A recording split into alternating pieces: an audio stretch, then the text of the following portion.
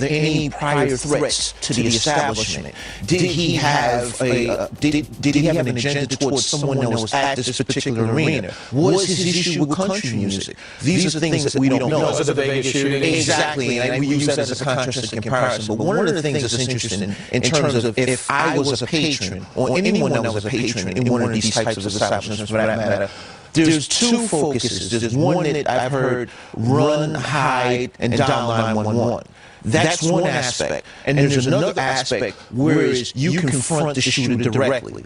And we've seen a lot of success with confronting the shooter directly. And when we look at what happened with the 9/11 hijackers in Pennsylvania, for example, there's so many people at that location. If they converge on the shooter, it'll stop it. Granted, someone may get shot, but the truth of the matter is this will decrease the carnage far greater than if you look to run, hide, and dial 911. Parents that are watching, or kids that are watching, college students that are watching, or anyone that goes to a bar, or I guess this would be good information for any of us if we're in a big situation or a big public arena type thing. What do we need to do when we walk in? Do we look for the exits? What can be our plan? This is the guy on Fox, Dr. Darren Porcher, the video courtesy of Media Matters, saying run toward the gun.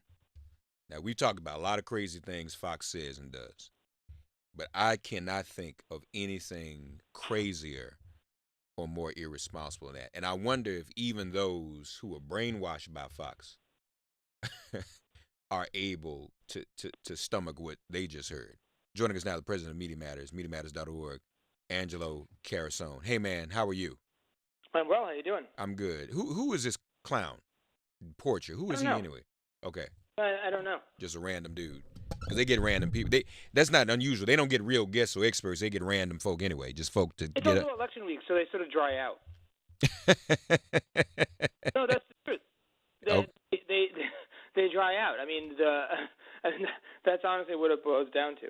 It's just that, what the big indicator though is that you look for somebody that has law enforcement in the background. So it tends to be like former Secret Service agents. So like if it wasn't this person, the person who would have actually been on, but I guess he's been on so much, would have been Dan Bongino, right? So you want that person with the law enforcement credential, in that chyron, so that it actually has persuasive power over the audience. And that's, to your point, the part that scares me when they put these people up there, because this guy's a cop telling me to do this, Yeah. Because that's what he was. He's a former police officer. Angelo, it's been an interesting week. Have you noticed how those in the media, not just Fox, but in the mainstream, have tried to pour water on the blue wave and even suggest it really wasn't a blue wave, like, nothing significant or historic happened on Tuesday? They just don't have, this is something that the news media does a lot. It's there's this notion that because conservatives have said it so much that the news media is liberal. It's just not true at all. It tends to consistently skew to the right whenever, by any measurable indicator that you use, ideology, demographics. And then the other part about it is they build up this notion. I don't know what they meant by a blue wave or even a successful election, but it's the same situation here. They flipped a ton of state house seats, no seemingly acknowledgement of that. Seats and races that were never supposed to be, that they were either always going to be really tight, or in the case of Texas, that no one would have ever thought would be considered supposed to be a win, is now being defined as some sort of a major loss for Democrats. And I think that's just how they frame it, right? And I think it portends a bigger problem, though, which is that this is the nature of the news media, that they spin and that they're a pendulum and they spin in this way. So what concerns me is what you're seeing here, which is, to your point, a little bit of throwing cold water on what by otherwise was a perfectly successful midterm election, is you're also seeing the beginning of a little bit of a backlash against Democrats as a whole, right? So in the midst of doing that, they're saying that and warning Democrats, don't overreach, right? Make sure you're bipartisan. Don't obstruct, right? So they begin the process of starting to turn against Democrats as well, because they have to perpetuate this idea of false balance.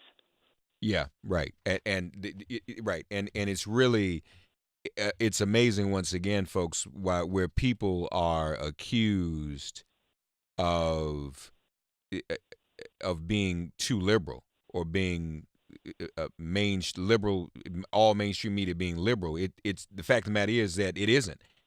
It isn't liberal at all. That's why you're seeing this type of misinformation.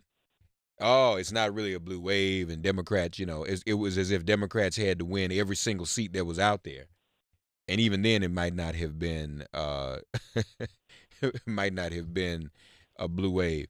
And we have the numbers to back it up. Right before the election came, right before the midterms, we put out a study that looked at all of the Sunday shows and their panels, right? And we coded all the people that were on them. And we used self-identification. We didn't even use any well, this person said this, so therefore they're a conservative. What they are what they self-identify as, 100% of the Meet the Press segments of the panels, all throughout the previous 3 months, were leaned right, meaning they had more conservatives on than they had liberals. In many panels, they didn't have any liberals on at all, just conservatives and then neutral reporters. That's it.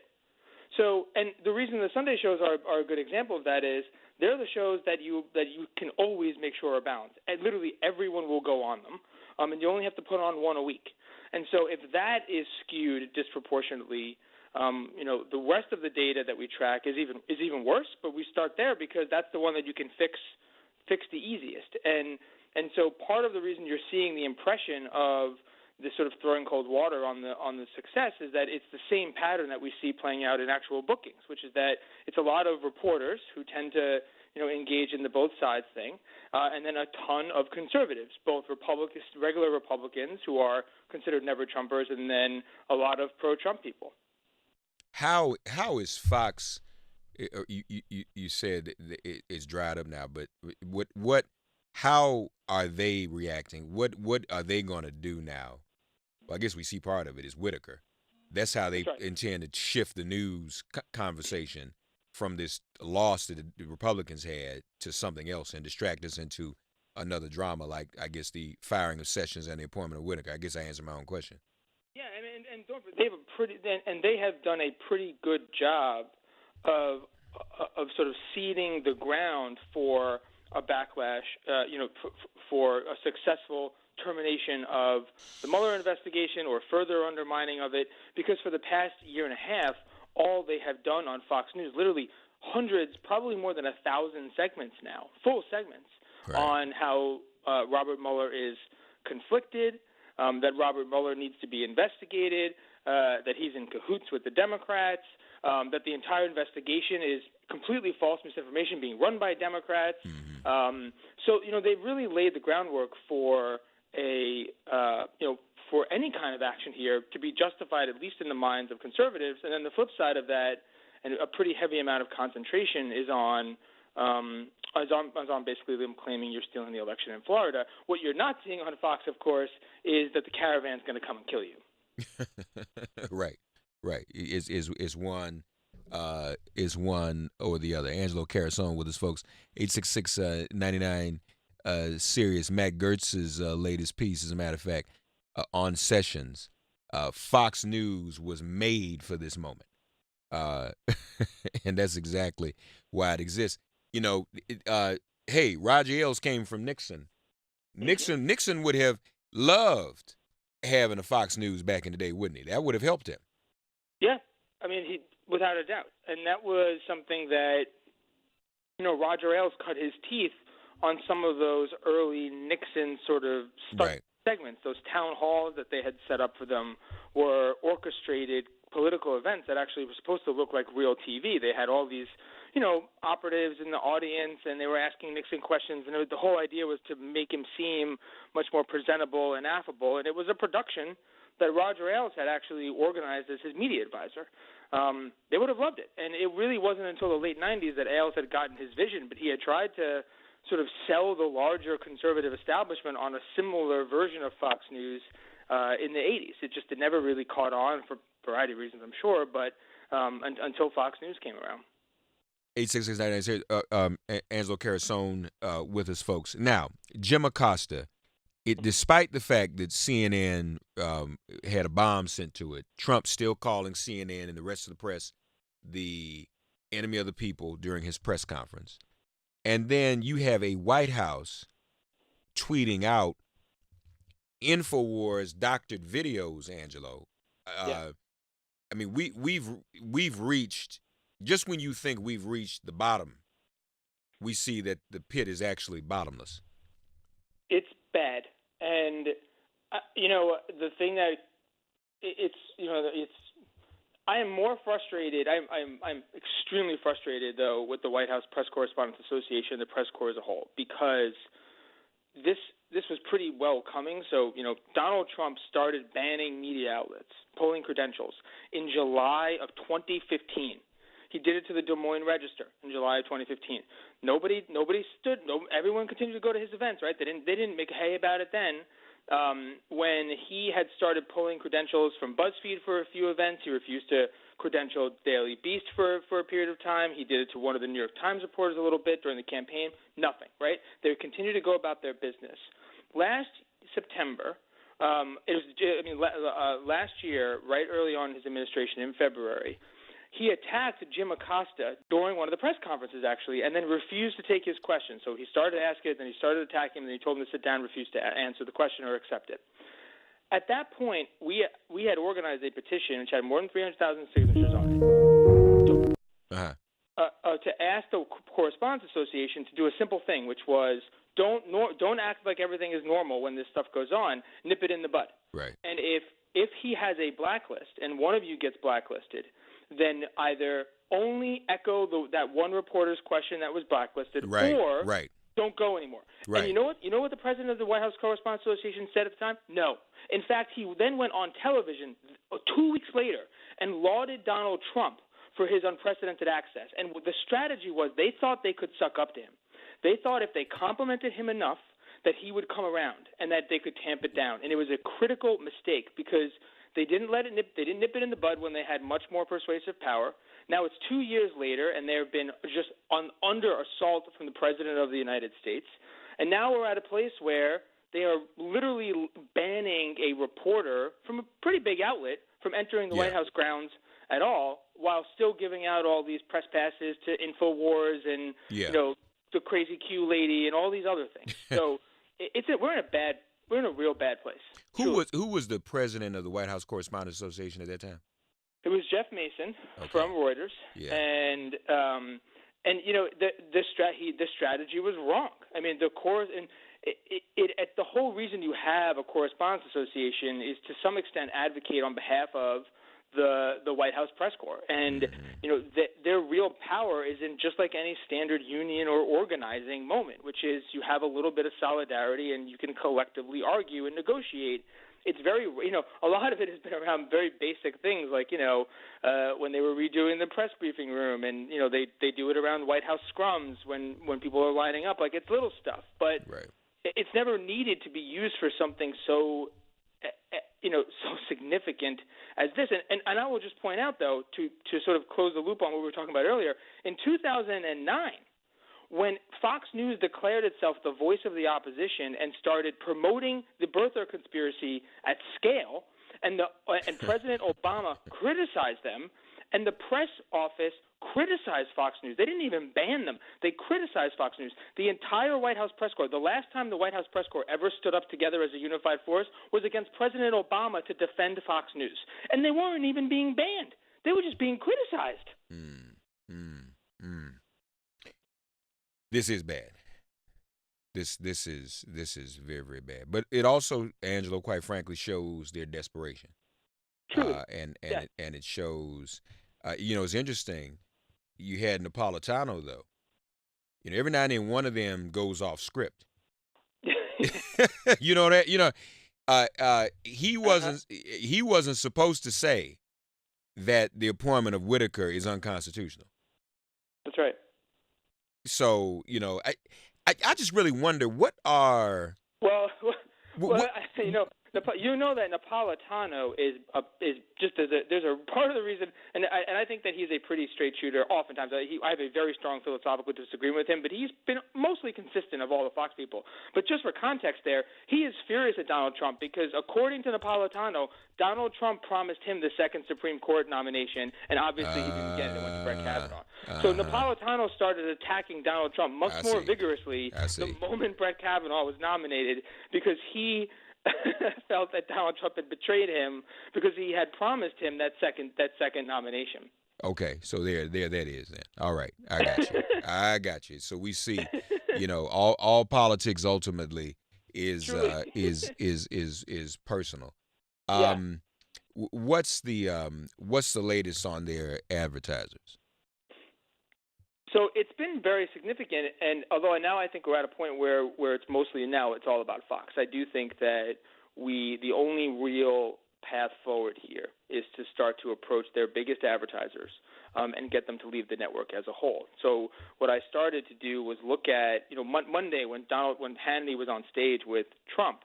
All day long because of because it was promoted by the campaign, I'd started to reach out to Hannity's top advertisers, and many of them removed their ads from just that show. So, Progressive Insurance, which is Sean Hannity's single biggest advertiser, had removed their ads from his program and a bunch of others because they didn't want to be associated with it. And in the process of looking at that, it was very clear to me that a lot of companies in late summer had actually scaled down their ad buys to remove their ads from most of Fox News' nighttime programming and a significant portion of Fox and Friends. The other thing that I discovered, though, is that a lot of companies are paying 90 to 95% off of market rate for the ads. So some of these national ads, they're costing $400 or $500. Wow. And just for context, when Bill O'Reilly was there, like last year before all this stuff started really happening, so right early 2017, a 30-second spot on primetime would cost anywhere between $30,000 and $50,000, and some of these ads now are running for $500. Unbelievable. It's crazy. So even if they're still there, the amount of discounts that Fox is leveraging. So look, I think a lot of it now is going to be about good old-fashioned organizing, both public and private. And then I also think that moving into next year, you'll start to see a more concerted effort amongst, because one of the things that Fox News had been saying over the weekend as reporters were reaching out to them was, we don't care about our advertisers. This is what they told reporters. We don't care about our advertisers because we make most of our revenue from subscriber fees. So that's everybody that has cable or any service that you use to watch television on. Whether or not you ever turn on Fox News, you actually pay them. And the average person that has cable pays Fox News anywhere between $1.70 and $2 every month. Yeah. And for context, you pay about 17 cents for MSNBC and about 30 cents to 60 cents for CNN. So part of the reason why Fox is such a powerhouse, in addition to whatever else, is that they are able to get these ridiculous rates from. They can make everyone that has cable pays them, even if you never turn it on. And so I do think that we are in a different place now where consumers can start to pressure their cable companies to not have to pay for something they never watch. It seems like a pretty basic thing, but they're really hanging their hat on that. So there's a lot more work to be done there, but it seems like this is the time to do it. If we don't do something about Fox now, they really will just continue to get a lot worse, and that is the ball game. Think about it. $1 billion gets spent every election, on most of it being spent on the 6 minutes of TV time, in between the rest of the 50 minutes. Well, there's other news media, which is an issue, but Fox as a state propaganda at this point is you just can't compete against that. Even Claire McCaskill was talking about that while she was on the campaign trail. She said she didn't go into a single restaurant where Fox News wasn't on in the background. And her point was that is the lens through which everyone I was dealing with was seeing the world. How do I campaign in an environment where everyone is looking at the world through the lens of Fox News? Yeah. You can't. And speaking of Claire, we all remind ourselves she was targeted by Russia and she lost, y'all. Nobody's brought that up since she lost. True. It's a good point. She was targeted by Russia and she lost. So somebody needs to get involved. And sometimes we concede too early. Back up for a minute, just to remind everybody, because you walked us through this before. Mm-hmm. How is it that our subscriber service fees end up going more of that money. Fox gets more money than MSNBC and CNN. How does that work? How do they get more money? They've just been because in the past Fox has had a bunch of entertainment programs, so FX, National Geographic, and then all their sports channels. And when they negotiated, they play. The Murdochs have played hardball in a way that is probably borderline illegal, depending on the nature on which specific carriage they're negotiating with. And then they also have their fans. I mean, one thing that, when was the last time CNN or MSNBC was telling you to call your cable company? Never. Do you know Fox News runs those campaigns all the time? Yeah. To call their cable company if they say when they turn off Fox Business or they turn off Fox because you're not getting the subscriber fee, they tell you to call your cable company. They organize. And so they've been much more effective over the years at leveraging their properties as well as their rabid audience to jack those fees up. And that obviously gives them incredible revenue, a massive cushion, and it forces all of us to basically subsidize this network. I mean, we are paying – it'd be one thing if it was all the same, roughly the same price. I mean, okay, it makes sense to me, I suppose. But if I'm paying 17 cents for MSNBC – and $2.18 for Fox News. That's ridiculous. That's almost as much as HBO is $9 a month. I mean, that's what we're talking about here. So that's how they've been able to leverage it, and it gives them a pretty big cushion. So you're saying we need to target advertisers. What would you like the public to do? Should we all be doing that now? I think that's the next what's the step. campaign? Okay. And so if they I sent out an email last night, but then they can look at our Twitter feed, Twitter MMFA, or our Facebook page. It'll link to a petition, but in addition to that, we have the list of the key advertisers to target. I know a lot of other organizations are going to get involved here, and it will make a difference. I think that over the next couple months, especially because so much back-end organizing has been done, that there's a real moment here. I do think that there's an opportunity. It's not that it'll shut Fox down, but it'll force them to make a decision. And here's the simple reality. If they choose to continue on this path, even if and even if every advertiser doesn't leave, enough have left by now that shareholders actually have rights, and they will sue Fox News. And because they're breaching their fiduciary obligation. Everybody's losing money, basically, so Fox can continue to promote this. So I think the big next step is to organize. And I would say sign that petition. We'll start contacting their biggest remaining advertisers, and then we will move on from there. Folks, the petition is, you say it's on the Facebook page, right? That's right. And our Twitter account, homepage too. Yeah, it's on the Twitter and the homepage. On Facebook, sign the petition to deal with Fox's advertisers. Yeah, we got to keep it up. We got to keep pushing. Angelo Carusone of Media Matters, our very special guest. Angelo, always good to talk to you, man. Okay? Thank you so much. Keep up the great work. Appreciate you all the time, man. All right, buddy. Thank you. You too. All right. Take care now. All right, folks, we will take a break. We'll come right back. Max Bergman with the Moscow Project. Don't go away. 25 minutes before the hour. This is MIP. Get ready for impeachment.